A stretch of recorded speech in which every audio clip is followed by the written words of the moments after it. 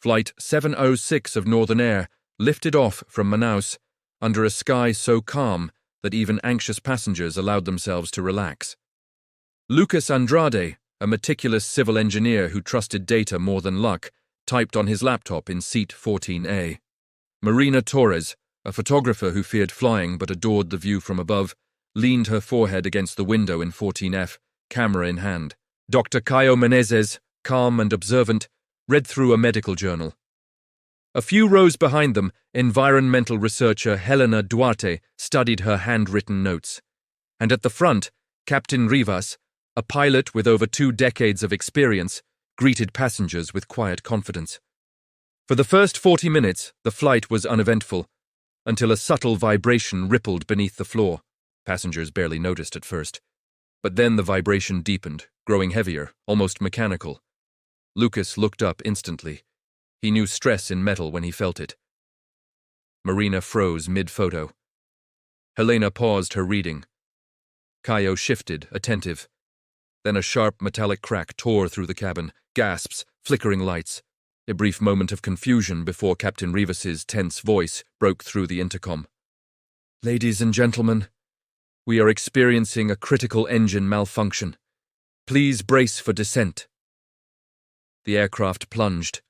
Oxygen masks dropped. Screams filled the cabin. Marina grabbed Lucas's hand, shaking. Caio steadied an elderly passenger.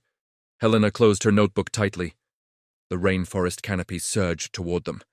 And then, instead of impact, there came a violent sideways jolt. The plane scraped through colossal branches, metal tearing like fabric, until the fuselage finally snagged on the limbs of massive Amazonian trees. When the motion stopped, Flight 706 hung 40 meters above the jungle floor, suspended like a giant trapped animal. Every movement made the metal groan. Captain Rivas gathered the survivors, his voice shaking slightly as he said, "We must evacuate. The right wing is supported. We move carefully and quickly." But as they moved toward the cockpit exit, Helena stopped abruptly. The compartment where the black box should be was open, unscrewed perfectly clean, empty. "This wasn't torn out in the crash," Helena whispered. "Someone removed it before we went down." A chill spread through the group. Sabotage. Intentional sabotage. Using torn seatbelts and loose wiring, the survivors lowered themselves onto a massive branch beneath the aircraft. The moment they shifted their weight, the fuselage groaned above them like it was giving a final warning. Marina hesitated until Lucas guided her gently, whispering, "One step at a time. You're not alone." As they caught their breath on the branch, Helena held up a cut cable. The ends were clean, straight. "This wasn't an accident," she said. "Someone made sure communication systems failed. Before they could process it, here comes your smooth, natural mid-story reminder. And before the situation gets even more intense, this is a perfect moment to pause, just for a second, and remind you. If you're enjoying this story, make sure to subscribe to the channel and hit the like button. It helps so much and keeps thrilling stories like this one coming your way. Now, let's go back to the jungle." A thunderous crack shook the treetops. The fuselage overhead finally surrendered to gravity. With a deafening roar, the remains of Flight 706 plunged through the branches, smashing into the forest floor in a cloud of splintered metal and dust. The branch the survivors stood on vibrated violently. Marina slipped, but Lucas caught her wrist, pulling her back. When the dust cleared, the truth became painfully obvious. There was no black box in the wreckage. It had never been inside the aircraft. As silence settled, footsteps approached. Slow, purposeful, too calm for someone who had survived a crash. A man emerged from the jungle below. He wore an orange maintenance jumpsuit, the exact uniform of Northern Air technicians. He wasn't injured, not shaken, not dirty, and in his hands, unmistakable even from a distance, he held the missing black box. He looked up at the survivors with unsettling disappointment. "You weren't supposed to survive," he said quietly. Lucas stepped in front of Marina. Helena froze, analyzing the man. Caio scanned the forest for escape routes.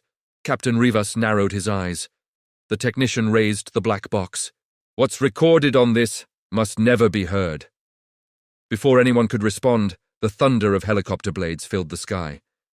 Marina gasped with relief. Rescue, she thought. But the technician shook his head slowly. They aren't here to save you. 2 unmarked helicopters appeared above the canopy, descending fast. Their doors slid open to reveal armed figures aiming downward. Captain Rivas acted instantly. Run! The survivors scrambled down the tree, slipping through vines and roots as gunfire erupted above them.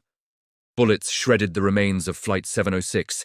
Explosions followed, missiles tearing the wreckage apart, erasing any physical trace of the crash. The survivors ran until the gunfire faded and the jungle fell silent once more. Smoke rose behind them, staining the sky. Helena finally spoke, breathless. They destroyed the wreck to destroy the truth. Lucas wiped sweat from his forehead. Whatever was in that black box, whatever secret someone tried to bury, they were willing to kill all of us to hide it. Marina stepped beside him, still shaking. So what now? Captain Rivas looked out toward the vast rainforest stretching endlessly in every direction.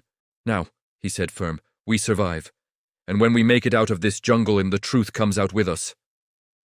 The 5 survivors walked deeper into the Amazon, bruised, frightened, but united in purpose. Flight 706 had fallen twice, once from the sky and once into a conspiracy designed to silence it. But the people meant to vanish had chosen to fight back. The continuation, detailing the motivations behind the attack, will be posted as soon as the channel reaches 25 subscribers. So, if you enjoyed this unbelievable story, make sure to subscribe, leave a like, and turn on notifications so you never miss another intense narrative like this one. Your support keeps these stories alive. See you in the next video.